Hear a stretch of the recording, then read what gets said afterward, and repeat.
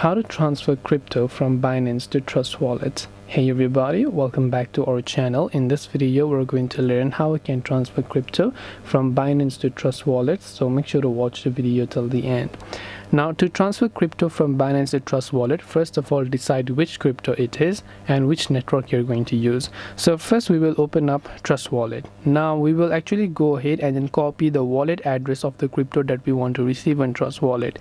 So after you open it up, simply go to the Receive tab. So let's say it is Bitcoin that you want to receive and transfer to Trust Wallet. Go to Bitcoin and make sure to copy this wallet address, or you can also simply take a screenshot of this QR code.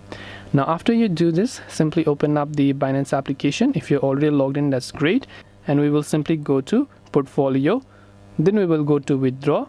Then over here we will simply select Bitcoin, BTC. If we have over here, we'll basically find them over here, and all you have to do is in address your invoice, you just have to paste the wallet address that we copied, select the network, select the withdrawal amount, and then just hit the withdraw option if you want to withdraw to that particular account.